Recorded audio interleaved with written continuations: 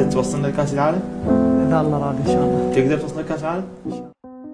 بعد سنوات طويلة من الانتظار وتحسين يتحقق، المنتخب العراقي يكتب التاريخ ويتأهل إلى كأس العالم مرة أخرى. لحظة عادت الفرح لجماهير أسود الرافدين في كل مكان. اليوم ليس يوما عاديا في تاريخ الكرة العراقية، اليوم يوم عودة أمل. بعد مشوار طويل مليء بالتحديات والضغوطات، تمكن المنتخب العراقي من تحقيق إنجاز تاريخي بالتأهل إلى مونديال العالم، ليعيد ذكريات المشاركة التاريخية في كأس العالم 86 التي أقيمت في المكسيك. في ذلك الوقت دخل العراق التاريخ لأول مرة عندما واجه منتخبات قوية مثل بلجيكا والمكسيك ومنتخب الباراغواي. ورغم صعوبة المجموعة، تمكن العراق من تسجيل هدف تاريخي عبر الأسطورة أحمد راضي الذي هز شباك بلجيكا وكتب اسمه في تاريخ المونديال. واليوم وبعد عقود من الانتظار يعود الحلم من جديد. جيل جديد من اللاعبين يحمل طموح شعب كامل، جيل يريد أن يثبت أن الكرة العراقية قادرة على العودة إلى مكانها بين كبار العالم. الجماهير العراقية اليوم تعيش لحظة لا تنسى، الأعلام ترفع، الهتافات تعلو، والحلم أصبح حقيقة. فهل يستطيع أسود الرافدين كتابة فصل جديد في تاريخهم داخل كأس العالم؟ وهل نشاهد إنجاز أكبر هذه المرة؟ الأكيد أن قصة العراق مع المونديال لم تنتهي،